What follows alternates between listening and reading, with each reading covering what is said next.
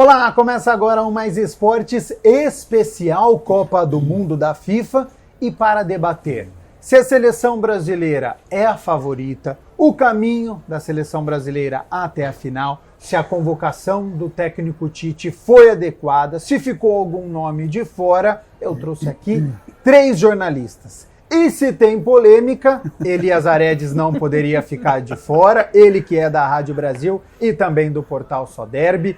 Renata Rondini, que também não foge de nenhuma disputa, ela que é comentarista da CBN Campinas, tem partida de vôlei, ela está lá. E também Carlos Eduardo de Freitas, que gosta de uma história também, gosta de uma resenha, vai analisar junto com a gente aqui o caminho da seleção brasileira até o final. Também comentarista da CBN Campinas, então desde já quero agradecer a disponibilidade do tempo de vocês, de participar deste programa especial. E primeiro, Elias Aredes, Renata Rondini e depois Carlos Eduardo de Freitas. De que maneira que a seleção brasileira ela chega na Copa do Mundo? Em alta, em confiança ou ainda tem um pé atrás com algum outro nome? Seja bem-vindo ao Mais Esportes, Elias.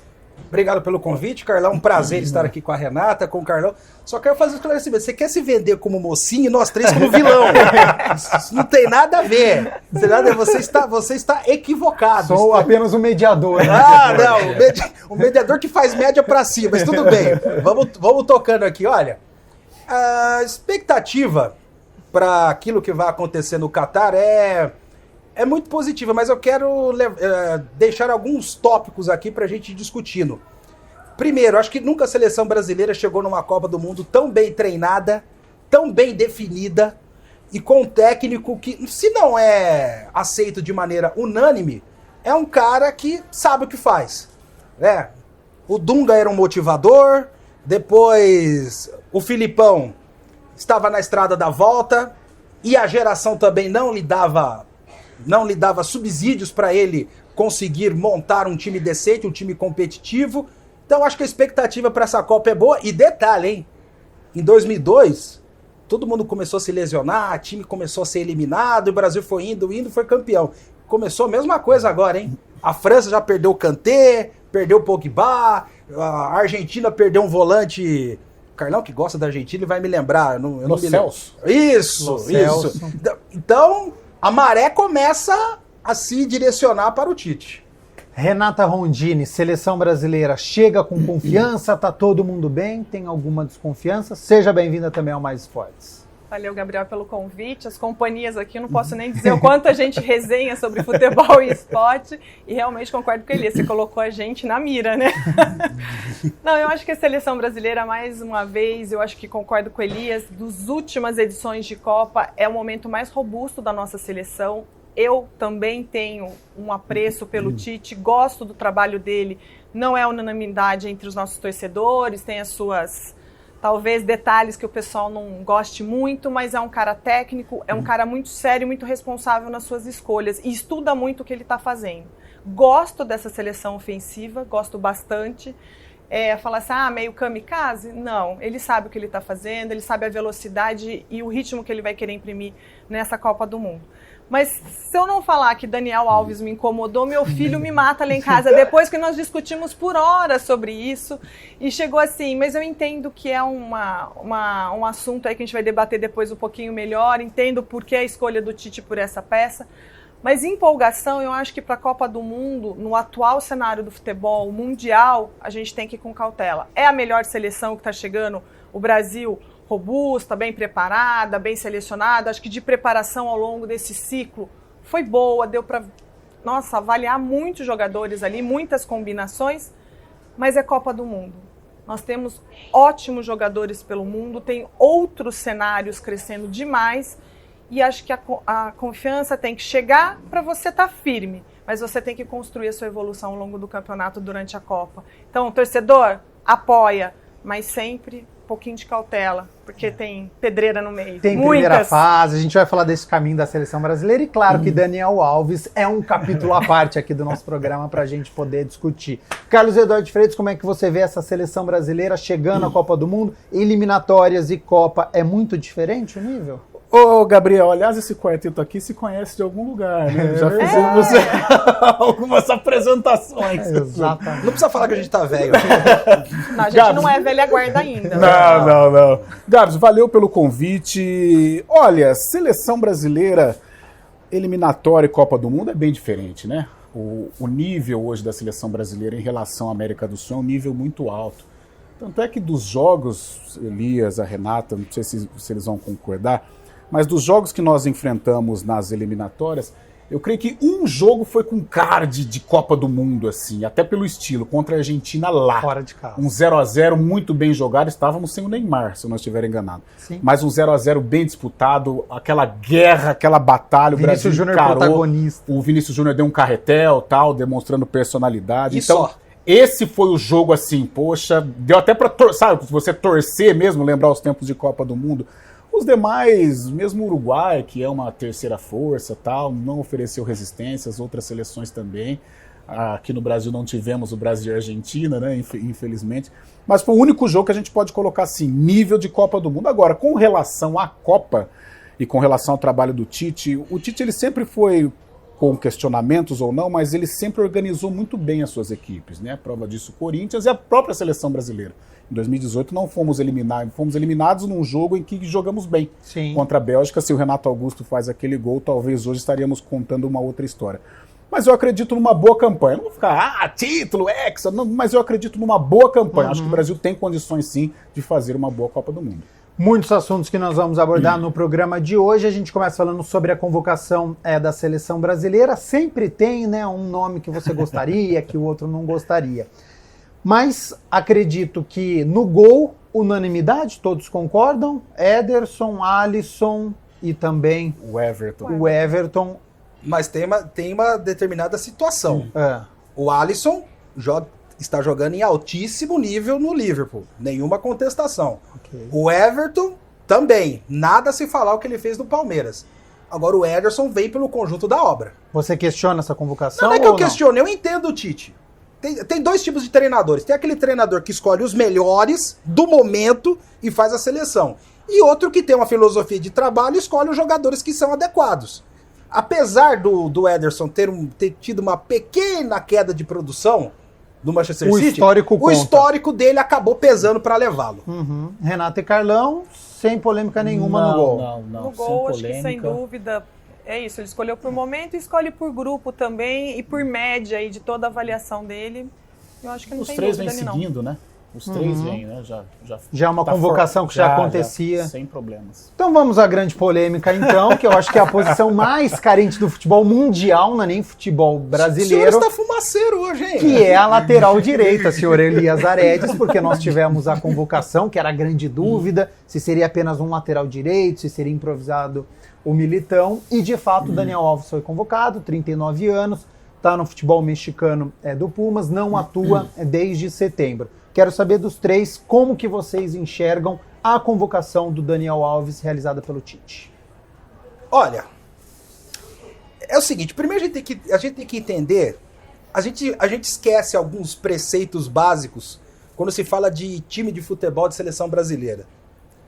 Gente, são 30, 40 pessoas que vão passar juntas 30 dias tomando café, almoçando, jantando, treinando. O desgaste de relacionamento é inevitável. Inevitável. E numa competição de alta exigência. Então você tem que construir um ambiente minimamente saudável.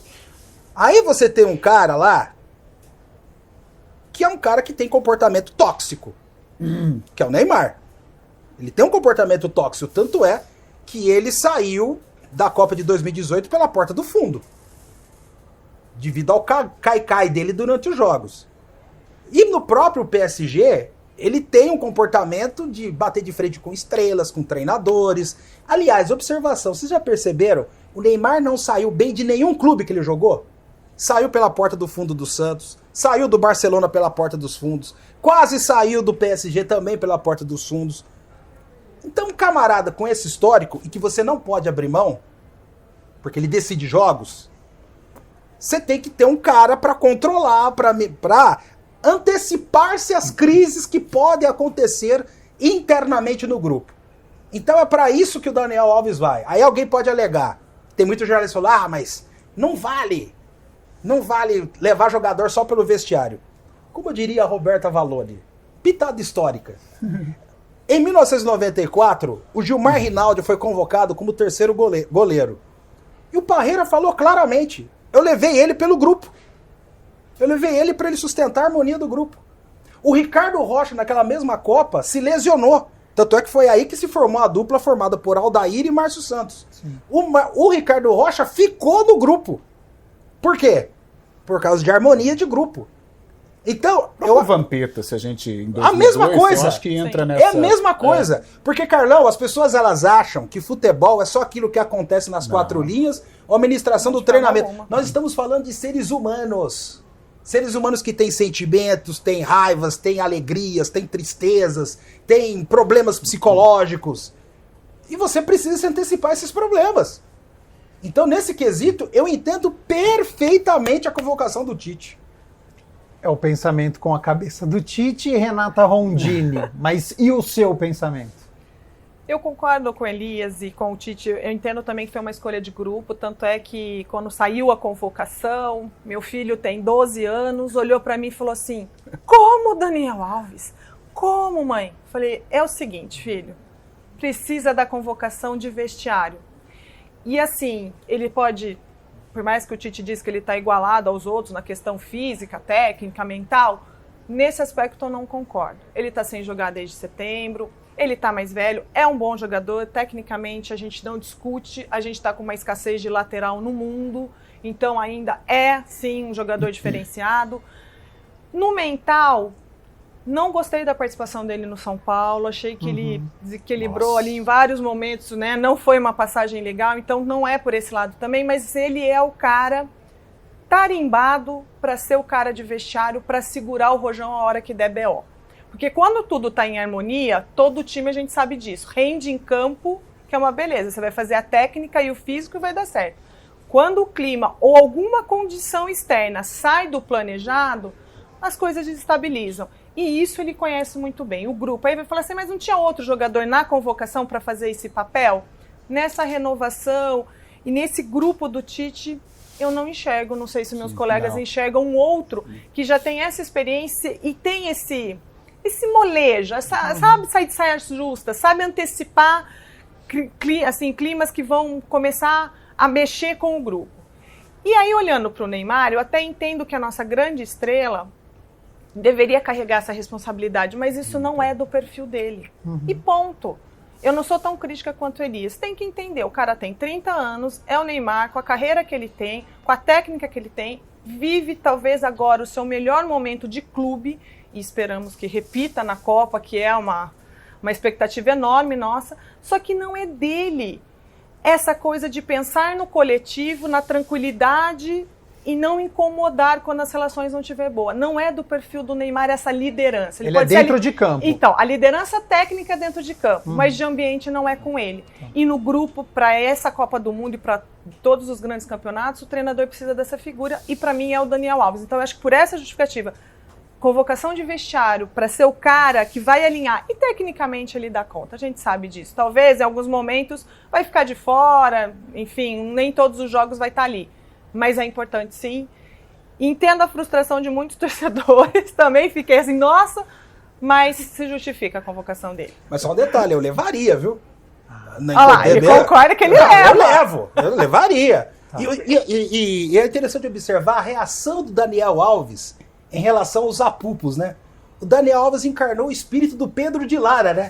É verdade. Não, porque esse é outro detalhe, só para complementar. Para mim, Daniel Alves, da geração dele, é o cara com mais presença, com mais estilo e o cara que não fecha a boca. Ele se posiciona, ele fala. Então, na hora que o clima pesar, a gente sabe, para pôr aquele dedinho na cara e falar, companheiro, vem cá. Ele não é bem assim, ele chama. Então, ele tem estilo para isso. Eu falei Pedro de Lara porque o que era o Pedro de Lara? Era o jurado que se alimentava das vaias.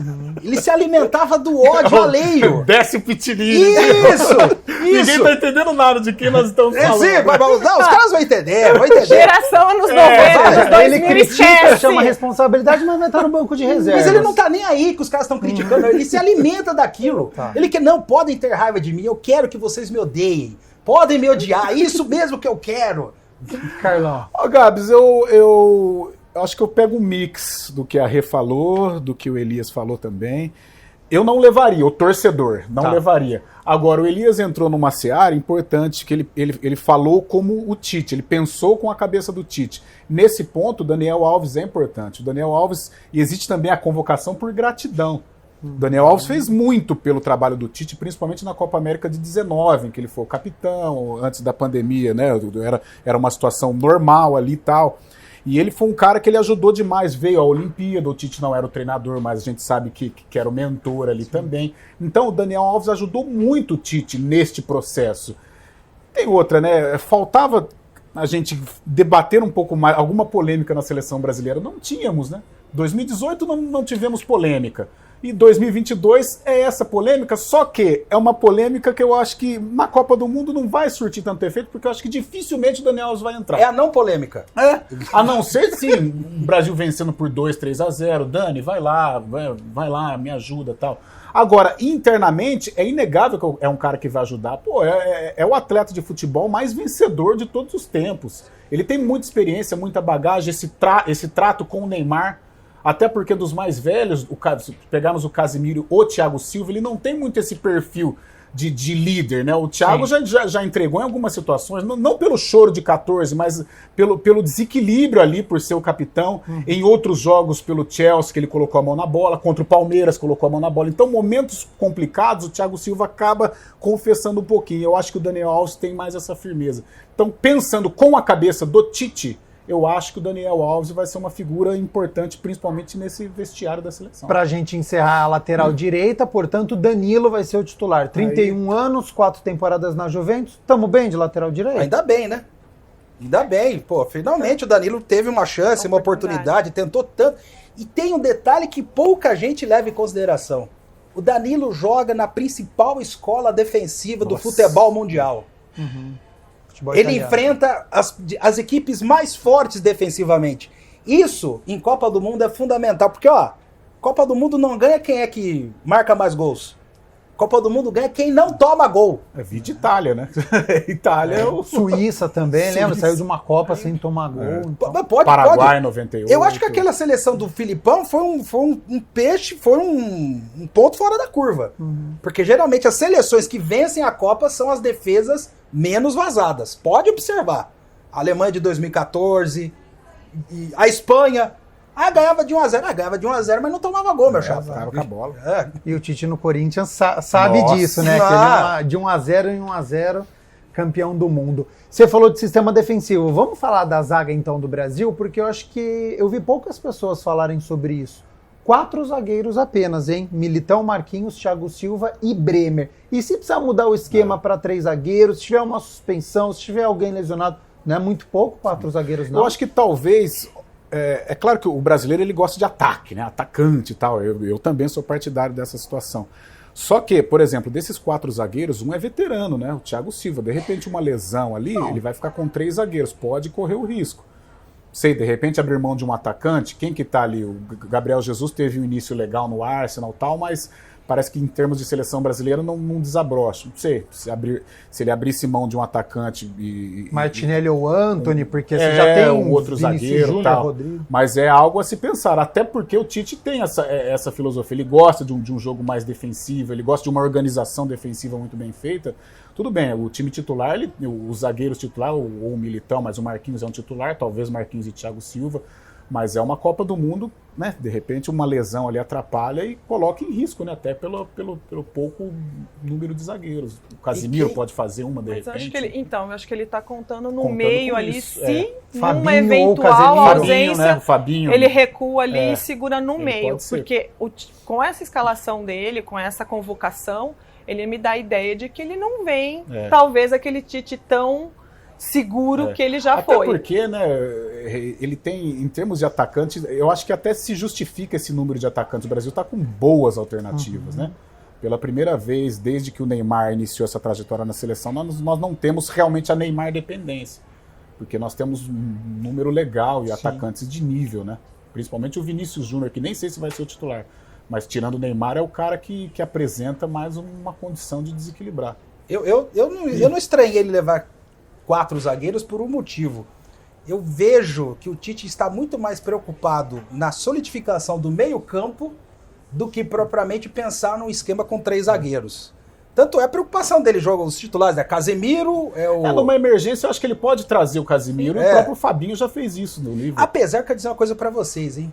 Tudo isso aqui é lido, é teoria, mas a hora que a bola rola na Copa do Mundo, às vezes o trabalho, tudo que o cara pensou durante 4 anos, ele joga no lixo. É uma individualidade, uma correria. Não! Vou dar um exemplo. Quando o Brasil venceu em 94, o Parreira trabalhou durante 3 anos com um 4-4-2 com 2 meias, sendo que o meia de destaque era o Raí. Chegou na Copa, o Raí não rendeu. E aí o que ele fez? Ele meteu o time com 4 volantão, cara. Dunga, Mauro Silva, Mazinho e o Zinho também. O Zinho era volante. Porque é o seguinte, rapaziada, você que está nos acompanhando aí, você faz churrasco com Copa América? Você faz confraternização em jogo de eliminatória? Não. Você faz churrasco quando? Em Copa do Mundo. Então o Tite sabe o tamanho da encrenca. Então eu não vou ficar nem um pouco espantado se durante a Copa ele colocar 3 volantes. Vai jogar, por exemplo, vou dar um hipotético, tá? Vai jogar com a Inglaterra, que tem um ataque forte. Sim. Poderoso. Tem um cara de área que é... Esse aí eu sou fã. O Kane. Sou fãzaço dele. Demais, é um toque e caixa. Você vai jogar aberto com um time desse? Não. Você vai jogar de... mas nós temos Neymar. Meu amigo, você toma um gol, acabou. Tempo de recuperação é Foi mínimo. igual contra a Bélgica. Sim! Jogamos bem, mas o gol no início... De Bruyne também. Mas naquele jogo, Carlão, o que matou o jogo... Aliás, eu contar algo... Naquele dia que eu tava em casa, a hora que perfilaram os 2 times... E eu vi o Lukaku lá na lateral esquerda. Falei pra minha esposa, perdeu o jogo. Falei, que é isso? Você tá louco? Nem começou. Perdeu o jogo. O Lukaku vai atropelar por aquele lado, mas não deu outra. Não deu outra. Então, o Tite ele tem que pensar todas essas alternativas e o torcedor tem que entender, gente. Ninguém vai lá pra jogar bonito, ninguém vai lá pra fazer história. A galera vai lá... Você vai desanimar a torcida brasileira que gosta justamente desse futebol bonito, aberto, pra cima. Claro que se o Tite precisar, é isso. Ele vai deixar o meio de campo ali cheio, fechadinho, aquele jogo horroroso. Mas se der 1-0, tá lindo pra gente. Vamos avançando, tá tudo certo. Mas o povo tá sonhando que vai ser aquela Copa de jogar bonito, falar assim, é futebol brasileiro. E vocês acreditam que consegue jogar bonito assim em Copa? 2-3-0, jogando bem? Não.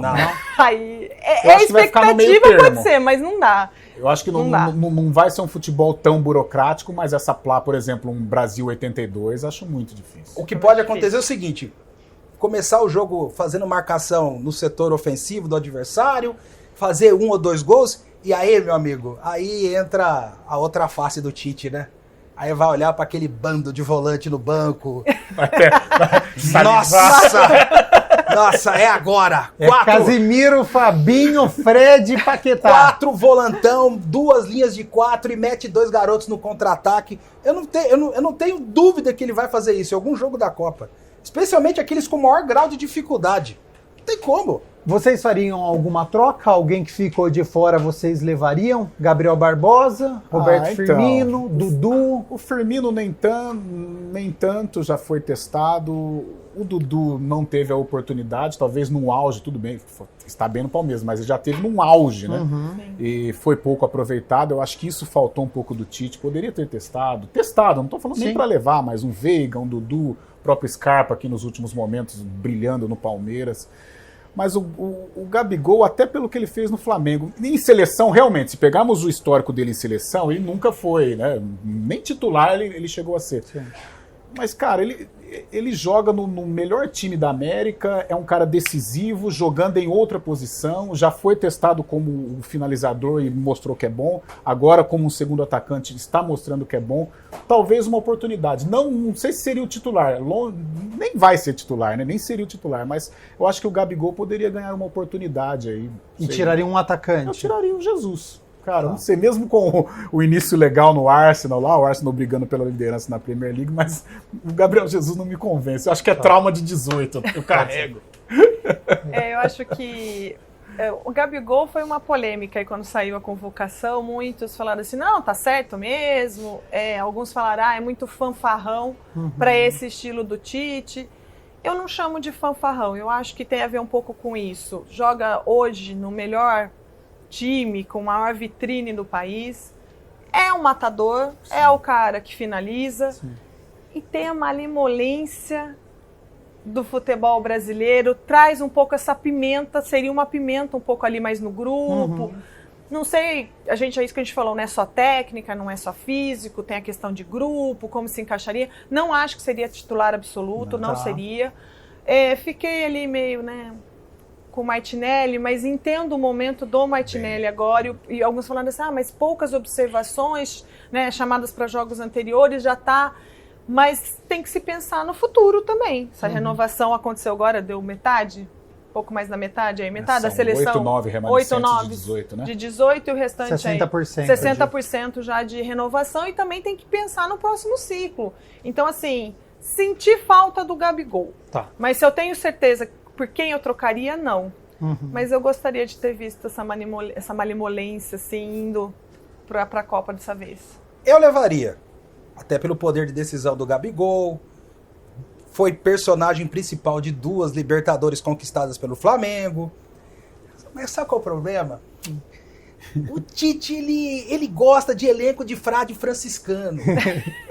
Entendendo? Ele não tá quer... muito fora da casinha, o Gabigol. Ele não quer trabalho, velho. Ele não Se é quer. o Filipão leva. Ele gostava de um... Ele leva. Tirar zagueiro do sério, né? Ele gostava. Isso. Então ele não quer trabalho, ele quer lá dar o treino, fazer a resenha com os caras, chegar pro Daniel Alves, dá uma administrada aí, que eu tô... Joga um carteado. Você que gosta muito de história, o Filipão no Grêmio, né, que... Tem um pessoal, o pessoal da Ré, os Atletas de Cristo lá. Daqui a pouco uma movimentação no hotel do Grêmio, 5, 6, 7, 8, 9 jogadores e o Paulo Nunes indo também. Ele falou, o que é? O que você tá indo lá? Não, me convidaram pra ir. Ele falou assim, não, eu preciso de bandido no time também. Então tem isso também, cara. Então porque o Tite, eu acho que ele é tipo do cara que fica pensando em todas as possibilidades, né, com cada jogador. Então eu acho que ele deve ter pensado assim com o Gabigol, semifinal, Brasil e Argentina, pegado, o couro comendo, aí o cara dá uma cotovelada no Gabigol. Ele esquentadinho. O risco de tomar um cartão amarelo ou um cartão vermelho é altíssimo. E ele não quer correr risco. Ele não, a gente percebe, o Tite, ele é um Parreira melhorado. É que o Tite tem um discurso, uma retórica bonita, ele consegue convencer, mas a filosofia dele, porque, por exemplo, 94, só levou o Romário porque o Romário arrebentou contra o Uruguai, porque aí não tinha jeito, tinha que levar. Era injustificável não levar. Agora, 8 anos depois, em 2002, o Romário encheu tanto os picuados do Filipão, falou, não vou levar. Não vou levar. E já que a gente está no ataque, pra gente estar rapidinho, a gente já vai escalar uma provável seleção brasileira. A Rafinha hoje é reserva no Barcelona. E aí, é momento? É o que fez no passado com a camisa da seleção brasileira? É uma preocupação um reserva no clube chegar em Copa? É preocupação, até porque se ele fosse um reserva do Barcelona, do Iniesta, do Xavi, tudo bem, mas esse Barcelona, você ser um reserva e ele um jogador de seleção brasileira é um risco. É muito mais pelo que ele fez em jornadas anteriores do que propriamente o que está acontecendo agora. É aquela coisa da gratidão, o cara que me ajudou, o cara que na pior estava comigo. Então, leva. Vou citar aqui, né? A seleção brasileira tá parecendo o Teleton, né? Gratidão, doação. Brincadeira, cara. Mas, Elias, a gente já teve outras edições de pegar só o que estava bom no momento, na reta final. E quebrou a cara. Então, nesse aspecto, o Tite, ele é mais cauteloso. Ele pegou... Eu acho que ele mesclou... Por exemplo, o Martinelli tá vindo pelo momento, desse ano. Primeiro semestre, aí ele veio. Tá dando oportunidade. Pegou outros, como o Rafinha, que fez parte da construção para chegar nessa Copa do Mundo. O Bremer que jogou um jogo. O Bremer que jogou um jogo e tem um relacionamento com ele sabe como lidar com o jogador, então ele tá montando. E ele é cauteloso. E isso, a gente já teve edição que a gente foi com o que tinha de melhor a 60 dias da Copa. E, cara, 2006 ficou traumático. Foi traumático, mas então. Isso que a Renata tá falando, tem um exemplo claro. Zé Carlos, lateral direito em 98.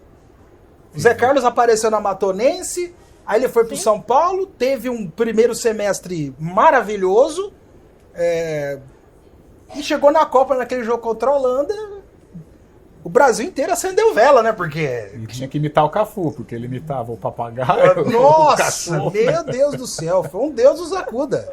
Vamos de mais uma polêmica, então?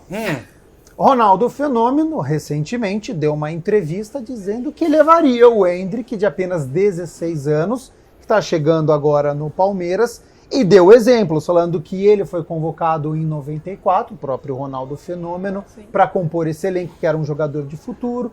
O Felipão fez isso com o Kaká na Copa de 2002, teve muita polêmica em 2010, porque Ganso e Neymar não foram convocados, 2 jogadores. Neymar, eu acho que chegou naquele nível que se esperava, o Ganso não, mas é um grande jogador, e o Ronaldo Fenômeno falou, levaria o Endrick para essa Copa agora, porque é um menino de futuro. Levaria o Endrick para a Copa do Mundo?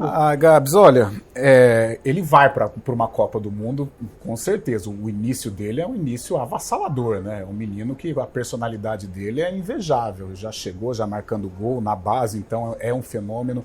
Só que todos esses exemplos que o Fenômeno citou e que a gente lembra de outras situações também, todos esses novatos, eles carregavam um lastro já, né? Você pega o Ronaldo, a Copa foi em julho de 94, mas ele vinha de um campeonato brasileiro bacana, então já tinha disputado, já tinha feito uma temporada. Neymar e Ganso estavam arrebentando no Santos no início de 2010, titulares, aquele campeonato paulista monstruoso. O Kaká já tinha sido campeão do Rio-São Paulo, então eram novatos, mas novatos que já tinham pelo menos uma temporada. O Endrick não tem uma temporada ainda. Tudo leva a crer que ele vai ser estrela, a gente torce por isso, tem uma cabeça boa, o menino, uma família que dá um suporte bacana também. Me parece ser muito bem orientado, eu acho que ele vai ser estrela e nesse nível aí que a gente está falando, de Neymar, de Ronaldo. Agora, para essa Copa, não levaria não.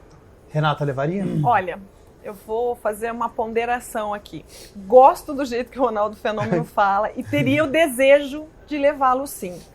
Porém, eu acho que nesse momento ficou muito em cima da hora, apesar da base dele já ter sido destaque, ele esteja construído muito jovem, muita coisa firme que nos dá essa impressão que realmente na próxima Copa é para estar. Foi muito em cima da hora, assim, a projeção no profissional em si, mas seria importante ter isso que o Ronaldo falou, aos 16, 17, você já ganha aquela experiência de Copa do Mundo. Só que no quadro do Tite hoje, ele já queimou outros cartuchos com pormenores, com condições que não estão 100%. Um Daniel Alves para grupo. O Rafinha tá na reserva, mas né, tem a gratidão. Tá todo mundo gratiluz. Entendeu? Então, assim, ele já tem muitos nessa convocação que não é 100%. Né? Então, como queimar mais um cartucho só para dar experiência para um futuro craque nosso, que a gente, acho que todo mundo aqui concorda que o menino tem talento para isso, se caminhar dentro das condições que ele está hoje, vai ser. Só que acho que do grupo do Tite, pela personalidade do Tite, que ele é isso, ele quer cabeça mais fria, pensar mais na tática e menos em problemas, e ele já queimou muitos cartuchos com pormenores, não daria para queimar mais uma posição para dar experiência para o menino. Levaria? Se eu pensar... Você tá querendo, hein? Você tá querendo levar. Ele queria mas aí, nominal. Mas aí eu tento me basear na cabeça do treinador. Que você já pensou? Vai, digamos. Vamos ver o cenário ideal. Ele convoca o garoto. Aí você já imaginou? Toda a coletiva vai entrevistar o Everton. E o Everton. O Tite já falou quando ele vai usar o Endrick na primeira fase? Aí entrevista o Marquinhos. Marquinhos, você está defensivamente muito bem, etc e tal, mas... E o Endrick? Ou uma partida de 3-0, que o Endrick não entrou. Aí o Tite vai lá no Twitter, Trade Tops, o Endrick já. Aí vai no TikTok. TikTok. Aí vai no TikTok. Dancinha do Hendrick. Dancinha do Hendrick. Gente, ele quer paz, ele não quer tormento. Tá bom. Dá pra entender. Polêmica 2, rapidinho. Já preciso liberar Carlos Eduardo Freitas, que tem um compromisso rapidinho que eu quero que o Carlão participe. A polêmica de número 2. O Neymar, nosso principal jogador, independentemente de quem foi o candidato, ele participou ativamente da última eleição, que foi muito polarizada no nosso país, muito próxima de uma Copa do Mundo. Recentemente entrou em polêmica por causa de finanças, da coisa do julgamento do Barcelona, em rede social, curtiu um post que uma pessoa estava zombando do Casagrande. Como é que vocês veem a figura do Neymar à véspera de uma Copa do Mundo? Faz parte, é bacana que ele participe, é do jeito dele. Agora é o momento do Tite tirar a rede social dele. Como é que vocês enxergam a proximidade de Copa do Mundo e o Neymar? Olha, dentro de campo a gente percebe um Neymar maduro, pelo menos nessa temporada, né? É o que todo mundo tá falando, tá treinando, tá executando, tá querendo, tá tirando o pé nesse conflito com o Mbappé, principalmente, né? Então a gente percebe uma maturidade. Agora, o fora de campo do Neymar é complicado. Ainda mais do que você falou, nesse momento de polarização, a gente, eu não sei até que ponto é importante um cara como o Neymar agora, às vésperas da Copa. Sim. Se fosse num outro momento, eu acho até legal, realmente. Agora, às vésperas da Copa do Mundo, se posicionar da maneira como ele se posiciona, ou também receber uma crítica da maneira como ele recebe, eu acho até importante você conflitar. Agora, a maneira como ele questionou, ele respondeu às críticas do Casagrande não foi uma maneira legal. Então eu não sei até que ponto esses posicionamentos do Neymar ajudam ele às vésperas de Copa do Mundo. Agora, o Neymar atleta tá me passando a impressão de que está querendo, diferente de outras situações. O Neymar 2022, às vésperas de uma Copa do Mundo, até por causa desse problema do PSG, me chama a atenção, a ponderação dele, a tranquilidade, tá demonstrando um interesse numa Copa do Mundo, essa chance de ele querer ser o melhor do mundo. Agora, o fora de campo tem que tomar cuidado. Eu acho que o Tite tem que... negócio de rede social, resposta à crítica, não sei o quê. Às vezes eu acho que ele entra em confusões desnecessárias. Tá. Sabe? Coisa que não precisa se desgastar, e ele acaba se desgastando e acaba virando até notícia, porque tudo que ele faz é notícia. Ninguém tá proibindo o Neymar de se posicionar politicamente. Eu acho até salutar ele se posicionar politicamente. Só que aquela história, Gabriel, você janta no banheiro? Não. Você janta embaixo do chuveiro? Não. Onde você janta? Você janta na sala de estar, você janta... Então, numa véspera de Copa do Mundo, não era o lugar adequado, o momento adequado para você se posicionar. Se ele tivesse feito isso em abril, não teria problema nenhum. Sim. Todo mundo já sabia o posicionamento dele. Não teria problema nenhum. E ele se resguardaria. E tem um outro agravante, né? Que existe uma especulação muito forte, que os jogadores fizeram um pacto. Um pacto, ó. Tem eleitor de fulano, tem eleitor de ciclano, vamos nos resguardar, pensar apenas na bola e cada um vota em quem quiser. Essa tática deu certo na Copa América, mais ou menos, né? Fomos vices, né? Contra a Argentina, né? Mas ficaram era focados. Um momento difícil também. Mas ficaram focados. Agora, dessa vez, quer dizer, ele quebrou um pacto. Ele quebrou um pacto. Eu acho que só não criou tanto burburinho porque é o Neymar, é o camisa 10, é o cara que o Tite depende pra levar as vitórias. Você tá entendendo? Quanto mais a gente fala, mais a gente justifica a ida do Daniel Alves. Tá se pressionando, Neymar? Tá criando uma pressão maior? Então, eu vou fazer um contraponto. Eu concordo com meus colegas aqui que talvez ele escolha o momento e a forma errada.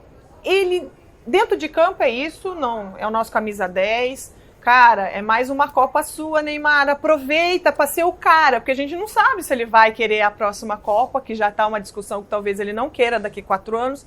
Então, chegou a vez, né? Sim. Vamos tentar ser o cara da Copa. Então, dentro de campo, não vejo problema, vejo ele mais maduro, ele mais imperativo, ele, sabe, sabendo fazer o que ele sabe fazer dentro de campo. Agora, fora... Eu gosto do jogador, aí eu sou mais time casão, que eu acho que o jogador de futebol ele não é só jogador de futebol. Ele é um indivíduo da sociedade. E como pessoa pública, as pessoas vão esperar deles posicionamentos, se gosta de A, se gosta de B, se come lasanha, se come feijoada, se gosta de passear, se gosta de viajar, se é mais caseiro, se não é. o que está certo, o que está errado, as pessoas vão esperar isso de pessoas públicas. E eles influenciam gerações. A gente vê a moçada, adolescente atual, jovens adultos, são fascinados no Neymar. São fascinados no Neymar, é o estilo, ele está presente nas redes, ele se comunica com esse grupo. Então, ele influencia sim. Só que ele ainda, talvez, por outras condições e interesses, ele faz e fala, talvez, na hora errada. E da forma errada. A discussão com o Casão foi indevida, podia ter colocado, olha, não gostei, não concordo, por isso, mas não criar clima. E se há esse pacto entre o grupo, olha, nesse momento a gente vai se resguardar, e ele fosse aquele atleta que sempre foi politicamente engajado, beleza. Mas ele trouxe numa véspera da grande competição, que é a Copa do Mundo, que é a paixão do brasileiro, o futebol. Pode escolher A, pode escolher B, pode se posicionar. Mas eu acho que ele perdeu o time, gerou uma polêmica às vésperas de uma convocação do Tite, e sabendo que o grupo tinha feito um acordo. Então, assim, eu faço aqui o equilíbrio. Gosto dele hoje, mais atuante, falando o que vem na cabeça dele, sendo ele. Menos marketing em cima e sempre fechando, que era isso que faziam com ele. Silenciavam o Neymar, ele só podia falar o que estava no roteiro. Hoje, talvez, ainda conduzam o time dele, que é aí que ele precisa soltar a marra e ser quem ele é. Eu acho que você foi no ponto aí, que é o seguinte. O problema não é ele se posicionar. O problema é que ele não tem um histórico para embasar esse posicionamento. Que, por exemplo, eu desafio você a encontrar uma entrevista relevante do Neymar. Não. Uma entrevista relevante, com declarações boas, declarações fortes. Pode ser de bola. Pode ser do futebol em si. Mas não tem. Não tem. E outro detalhe. Por que você já reparou? Por que ninguém estranha quando o Richarlison se posiciona? Porque ele tem histórico. Quando teve a questão de Brumadinho, ele se posicionou. Quando teve a questão de Mariana, ele se posicionou. Quando tem qualquer caso de racismo, do George Floyd lá, ele se posicionou. Então, ele está presente no debate da opinião pública constantemente. Então, mesmo quando ele faz uma opinião fora da curva, isso não causa estranhamento. Quer dizer, é um participante contumaz e costumeiro. Agora, no caso do Neymar, além de ter sido fora de hora, as pessoas... Opa, tá falando, mas por que ele tá falando? Com qual objetivo? Sim. Ele nunca falou antes. Porque é o seguinte... Eleição teve agora em 2022, mas teve em 2018, teve em 2014, teve em 2010, teve em 2006. E ele se posicionou? E ele falou algo? Então agora também tem outro detalhe. Eu, por exemplo, correção das redes sociais, durante uma competição principal como essa, faz parte da vida da sociedade moderna. Os atletas interagem com os torcedores pelas redes. Olimpíadas, os atletas fizeram isso. Tem que ter equilíbrio. Tirar totalmente deles a comunicação com o mundo depende do mental de cada um, da preparação da psicologia esportiva de cada um deles. E esse trabalho a seleção brasileira tem. E vai identificar em cada um para qual é positivo continuar um pouco dessa troca, ou na preparação, na véspera de jogo, tá fora, é concentração só no jogo. Não tem regra para dizer, não pode estar na rede social. Nossa, o atleta está na rede social e ele joga mal. Não é isso. É questão de preparação de cada um. Pra gente escalar a seleção brasileira, eu já liberar o Carlão, que a gente já tá na reta final também. Vamos ver se a gente consegue chegar numa seleção brasileira ou se vai ter alguma divergência. Não tá difícil. Não. Alisson, Ederson ou Everton. Alisson é o goleiro da seleção. Lateral direito, batemos o martelo, que é o Danilo. Os dois zagueiros. Eu acho que ele começa com o Thiago Silva. Eu também, Thiago Silva e Marquinhos. Marquinhos que foi dispensado por Tite, hein? No Corinthians. Gira, pessoal, tá vendo? Não gira, capota. Então, Militão e Bremer ficam esperando. Na lateral esquerda, Alexandro ou Alex Telles? Alexandro. Mais frequente. Que pena que o Guilherme Arana não vai. Nossa. O Guilherme Arana tinha potencial para ser titular desse time. Se lesionou e não pôde. Meio campo da seleção brasileira, como é que vocês vão montar? Casimiro e Fred é a dupla, não a minha preferida, eu acho que o Fred, mas o Tite agora é Casimiro, Fred e Paquetá.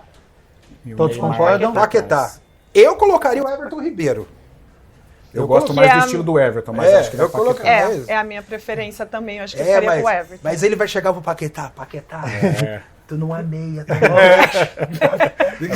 Segura aqui, ó. Fica. E aí sobramos O Neymar com 3 sendo nomes. o Neymar aquele Centralizado. por trás dos atacantes. À frente, quantos que sobraram? Sobraram 3. 3? A gente escalaria no 4-3-3, então. O meu Vinícius Júnior. De um lado, do outro lado. Vinícius Júnior, o Rafinha. Ó, vai a gente começar. tem Antony, tem Rodrigo, tem Richarlison, tem Ah, o Pedro, então aí- Gabriel Jesus então. e Martinelli. O meu seria Vinícius Júnior, Rodrigo e Pedro. Do Tite vai ser, acho que o Vinícius, Rafinha, Inha talvez. E Né? Richarlison. E Richarlison. Agora tem que ver fisicamente o Neymar. Richarlison. Mas, ó, Eu coloquei o Neymar por trás. Então É. na minha faltam 2, então. Então faltam 2. Se o Neymar vier... Não são 3 homens de meio campo? Casemiro, Fred e Paquetá? Isso. Sim. Sobraram 3, Aí então. são Então, três. Neymar- Sobraria o Neymar um pouco Neymar, mais dois atrás. Vinícius Júnior. Vinícius Júnior e Richarlison. e Richarlison. Richarlison aí fica... Mas Ou se o Richarlison tiver mal, Mas- o Rodrigo. O Rodrigo. Acho. Mas eu acho que ele levou o Rodrigo para ser o 12º jogador. Que é o cara que até foi muito O debatido. Rodrigo, Ele o joga em Rodrigo vários, na né? fase final da Champions decisivo League, demais. ele entrava... Eu acho que é mais o Coringa pra essa... Nossa, É o Coringa do É o devastador. Coringa do ataque, Carlão de Freitas, sei que eu preciso te liberar, então muitíssimo contrato, obrigado. né? Tava no contrato, a minutagem. A minutagem. Muito obrigado pela sua participação, contribuiu bastante aqui para o nosso debate. Valeu, Gabs. Valeu, Elias. Bom te ver novamente. Precisamos nos encontrar, Elias. A Rê, minha parceira de CBN. Até a próxima. Até a Valeu. próxima para o Carlos Eduardo de Freitas. Vai passar aqui por trás das câmeras. A cadeira acho que continua aí, Carlão. Eu continuo aqui com a Renata e com o Elias Aredes. Caminho da seleção brasileira. Sérvia, Suíça e Camarões. Primeira fase tranquila para a seleção brasileira? O Brasil vai passar, mas vai jogar mal. Nossa, Elias, como você tá pessimista. Então- Torcedor, calma. Continua confiando na seleção. Não é pessimista. É o estilo de jogo do time. Ah. O Tite, ele formou um time velocista. É um time que marca muito bem, que tem velocistas. Nesses 3 jogos, ele vai ter que tomar iniciativa, ele vai ter que propor jogo. Daí que vai vir a dificuldade. Pra furar a retranca, vai ter que girar a bola. Ele não tem aquele meia que dá a cadência, né? Que fura, bloqueio, fura. Mas vai ganhar. Vai vencer, vai Você vencer. acha que Brasil e Sérvia vai ser um jogo tosco? Vai. Só Vai. cutuco ele. Vai. O melhorzinho vai ser Camarões. É que vai dar mais É. caldo, Só assim, que uma coisa aí, mais Que já é a solta. terceira rodada, Então. pode ser que já é classificado. Mas aí você pode anotar, quando pegar os gigantes, Inglaterra, Espanha, ou mesmo Argentina, aí o Brasil atropela. Porque o Brasil vai ficar atrás, vai marcar atrás da linha da bola e vai sair esperar no a oportunidade, e vai. vai sair no contra-ataque. E é o Concorda, Rê? Acho que primeira fase mais difícil Eu não do que uma concordo grande que vai ser jogos horrorosos, não. Eu acho que, assim, Tite não é... Por mais ataque que a gente tá, essa coisa que vai ser mais solto, mais velocidade, Estamos com enfim. 9 atacantes nessa Então, convocação, hein? Gol nós vamos ter, eu espero, porque é isso que acha a meta do Tite, até jogar dessa forma. Mas acho que para fase de grupos e para times do Tite, 1-0, 2-0, já Sim. estamos de goleada. Tá ótimo. Mas eu acho que vai ter um pouquinho um jogo... Assim, Suíça e Xoxo, Sérvia xoxo. são jogos Difícil. fechadinhos, eles ali, truncados. Tipo Turquia 2002 tosco, ali. Isso, tosco. E que realmente com Camarões acho que vai ser o jogo mais bonito, mais solto ali. Tá. Mas eu acho que a gente passa e vamos entrar, vai começar a engrenar a coisa, mas não Agora, jogos tão feios. Eu fiz o simulador para a Copa do Mundo e aí eu fiquei um pouco assustado, porque oitavas de final, ou é Portugal ou Uruguai, depende de quem classifica Ótimo. na segunda colocação. Você já gosta, já Claro! viu que enfrentar. Mas e o Uruguai, não é mais difícil por já... Ai, mas é um jogo tão gostoso de assistir. Pra Copa do Mundo. Você quer caminho fácil pra carregar o caneco ou você quer ter jogo bom? As duas Eu coisas acho que não tem como, Não né? tem como. Eu gosto do duelo Brasil e Uruguai. Mas contra o Uruguai, o Brasil pode se impor pela questão física. O time do Uruguai tem uma elevada média de idade e o Brasil, o Tite sabe jogar dessa forma também. Se impor pela condição física, pela força, pela marcação. Por isso que eu digo que é um jogo bom. E Portugal vai ir pra cima. Portugal não vai ficar atrás. Na verdade, Portugal chegou nessa Copa também. Aos trancos e Continua barrancos. com a, Ronaldo dependência, Cristiano Ronaldo, que nem não é tá no titular seu no Manchester. Então, não tá no seu melhor momento, é sua última Copa. É uma dependência muito grande. Chegou Portugal para se classificar também, chegou ali aos trancos e barrancos, foi chegando. Seria mais fácil o caminho, eu acho, sinceramente, do que o Uruguai. Tá. Mas eu gosto de ver um Brasil e Uruguai. E aí, nas quartas de final, já que vocês gostam de grandes jogos, no meu simulador, a Alemanha passa da Croácia, Brasil e Alemanha nas quartas de final. E aí? Pô, Edição. aí que vai colocar 10 embaixo do gol. Você tem dúvida? Você tem dúvida? Não tenho dúvida nenhuma. Nossa! Se der pra passar um cadeado. Nossa! Marcação na intermediária, 2 linhas de 4. Jogo de poucos gols, então. Ah. Uma possível quarta de final com a Alemanha. Um possível jogo de muita segurança, de muita cautela e um jogo de muito preparo mental dos jogadores para esse jogo. Porque pode falar, já ficou no passado, já foi, blá, blá, blá, blá, blá. Não. É um jogo que, por mais que o cara seja profissional, e a cobrança da Copa do Mundo em si, numa fase mata-mata dessa, É diferente. a preparação mental vai ter que ser muito bem feita. É lógico que aí a ausência de jogos contra times europeus no ciclo vai fazer uma diferença tremenda. Por isso que eu acredito que o Tite vai usar todos os subterfúgios do regulamento. O que seria isso? Jogo contra uma grande seleção. Vê que está em dificuldade? Não tenho dúvida nenhuma. Vou levar para o pênalti. Vou arrastar para o pênalti. Porque eu tenho um goleiro que no sufoco ele pega. Nossa, ele quer fortes emoções. forte, Você quer imagina. um Tite sangue frio pra fazer essa estratégia. Tá difícil, segura, vamos pros pênaltis. Meu Deus, Elias. Mas não é novidade, ó. A Argentina de 2014 teve esse tipo de estratégia. A de 1990... Eu sei que a estratégia acontece, mas haja coração. Então, se é só Argentina, no simulador, pode ser que na semifinal seja um Brasil e Argentina. E aí numa Copa do Mundo? Fator Aí, a Argentina- região aqui, América. A Argentina vai fazer o mesmo que ela fez na final da Copa América. Vai ficar atrás, vai marcar o Brasil. E vai esperar a oportunidade. E vai esperar o erro do Brasil. Mesmíssimo cenário. Mas não tenho dúvidas que a maioria dos torcedores do Brasil estão esperando por essa semifinal. Brasil e Até Argentina. porque a despedida de Messi, de Copa do Mundo. O time da Argentina, acho que a seleção é a Copa que ela tá melhor chegando mais recentes. O time tá É tá boa bom, individualmente, o conjunto... tá se acertando com a troca de técnico, com tudo, mas deu uma outra cara pra Tá. Argentina. Tá chegando, nós vimos aí a Copa que eles venceram, enfim, agora. Eu acho que todo mundo, a maioria tá esperando esse duelo Brasil e Argentina na semifinal. Pena que não vai poder ser na final. É. Lamentamos demais. Só que daí na final, Bélgica, Inglaterra ou França? Quem que vocês temem mais? Inglaterra com uma bela geração. A França. A França. Campeã com Benzema, melhor do mundo. Não é isso. Historicamente, o jogo do Brasil não encaixa com o da França. Você acha que isso pesa? Pesa, não encaixa. É estilo, é escola de futebol. Não encaixa. Por exemplo, quando perdeu em 2006, não foi só o gol do Thierry Henry. O Brasil não jogou. O Brasil não conseguiu jogar, não conseguiu fluir. O time da França conseguiu cercar todas as armadilhas do time brasileiro. E esse time da França, se o Brasil pega numa final, mesmo com esses desfalques, tem uma grande dificuldade para o Brasil. O time da França é um time veloz, intenso e que compacta muito rápido. A França perde a bola, ela consegue se recompor em questão de segundos. Acho que dos três, França e Inglaterra seriam os dois mais complicados. Tá. Concordo com o Elias que a França, nosso histórico com eles é péssimo. Uhum. Eles têm individualmente, não só os dois, mas outros atletas ali tão bons quanto. Sim. É um time atuais campeões do mundo, chega com isso também, com a vontade, eles seriam um tri se eles conquistarem, não é isso? Se eu não estiver enganada. Então, assim, eu acho que a França é o mais complicado e a Inglaterra seria a segunda ali pela qualidade, até pelo momento que o futebol inglês vive atualmente no futebol mundial. É complicadinho também e é um jogo também mais truncado.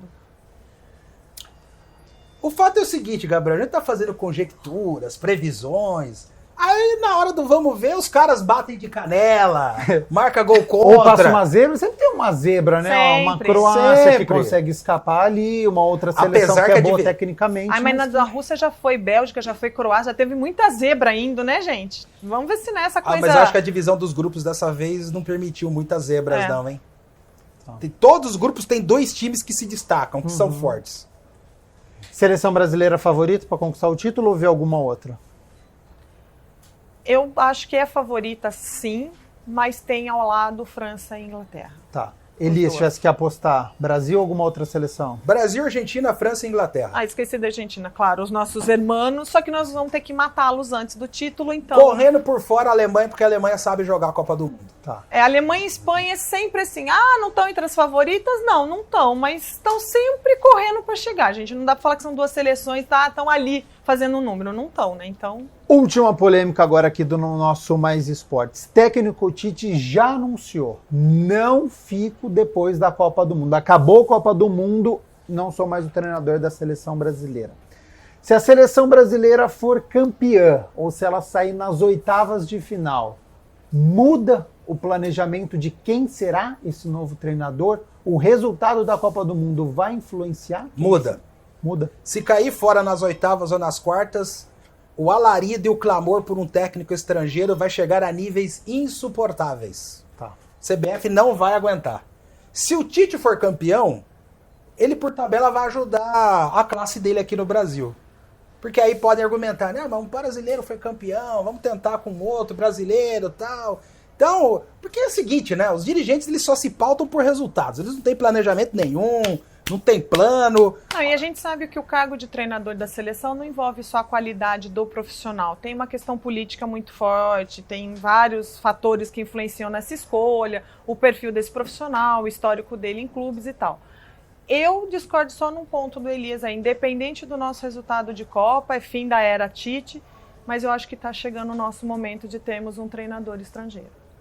Não vejo nesse momento um brasileiro, mas talvez um estrangeiro que já está no futebol brasileiro. Isso eu vejo essa possibilidade, mas acho que está chegando o momento de nós termos um estrangeiro no comando da nossa seleção. Tem algum nome que você acha que faria um bom trabalho aqui? O Abel, mesmo que ele diga, não quero, Abel Ferreira não vou, do Palmeiras. Não vou, não quero, não faço, mas será que o telefone tocou? Não, então. Não.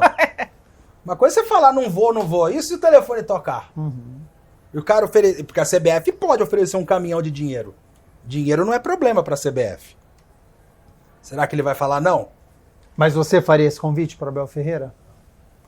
Eu faria e vou dizer mais. Eu lamento que o trabalho do Vitor Pereira não seja incontestável no Corinthians. Porque eu acho ele um treinador interessantíssimo. Interessantíssimo. Muito bom mesmo. Conceitos bons de futebol. Porque futebol é resultado. Só estão cogitando o Dorival Júnior para substituir o Tite porque ele foi campeão da Copa do Brasil e da Libertadores. Uhum. Se ele não fosse, ninguém cogitaria. É assim que a banda toca. E eu acho que quando a gente fala do treinador estrangeiro, tá chegando esse momento, não é querer desmerecer os nossos profissionais, os nossos treinadores, todos estão nos clubes e tal. É que pro cargo da seleção brasileira, com a CBF, com questão política, é toda uma preparação e não é olhando para o mercado interno, é olhando para o futebol mundial. Então, nós temos bons treinadores aqui, mas que precisam galgar um pouquinho mais de conhecimento, algumas coisas, um pouquinho, ficar mais completo para lidar com este cargo, porque esse cargo não é só beira de gramado, ele é muito mais que isso. Uhum. Então, por isso que olhando para o futebol mundial, para as conjecturas que a gente vive no país, a posição que tem o treinador de seleção brasileira, tá chegando a hora de talvez abrir um pouquinho essa barreira, esse nosso bairrismo. É que você é educada, você é uma gentleman. É que tem muito enganador mesmo. Tem muito picareta. Eu diria que tem alguns que pararam no tempo, gente. Precisa agitar. E talvez a concorrência, uma oxigenada vindo de fora, fala, cara, vamos lá, gente. Puxando para o nosso lado regional, você quer um sintoma que nós estamos carentes de treinadores?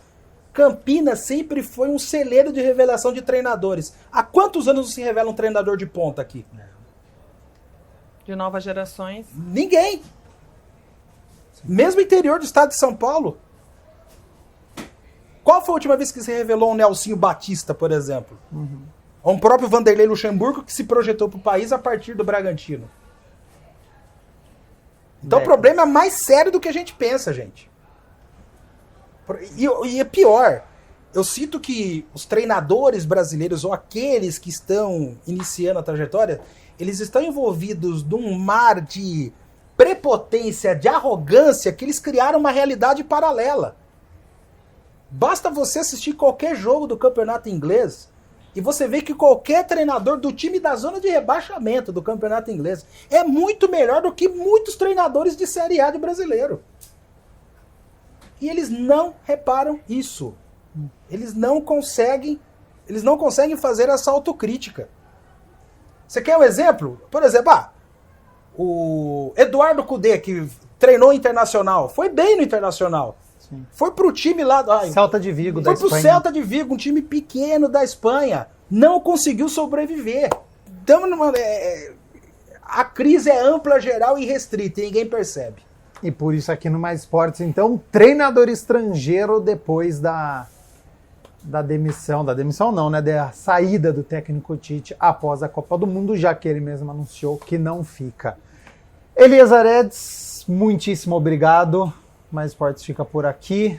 Boa sorte aí na carreira para a seleção brasileira na Copa do Mundo. Até uma próxima oportunidade. Obrigado pelo convite. Sempre que quiser, estarei a postos. Combinado, Renato Rondini. Também agradeço a sua disponibilidade aqui com o Mais Esportes. E já fica o convite aqui para uma próxima oportunidade. Quem sabe depois da Copa do Mundo a gente não faz mais um programa debatendo como é que foi essa seleção. O que deu certo, o que não deu de tudo isso.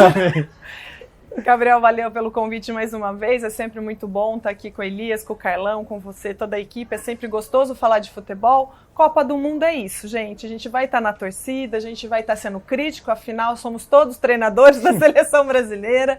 Torcida, confia, curta o clima, que a gente ama, a gente adora. E assim, sem dúvida nenhuma, serão jogos não só da nossa seleção, mas muito bons de se acompanhar, tem despedida de grandes craques, tem outros novatos chegando. Vai valer muito a pena. É uma época maravilhosa. E você aí de casa, agradeço a sua companhia, a sua audiência. Continue aqui na TV Câmara Campinas e até a próxima. Tchau, tchau.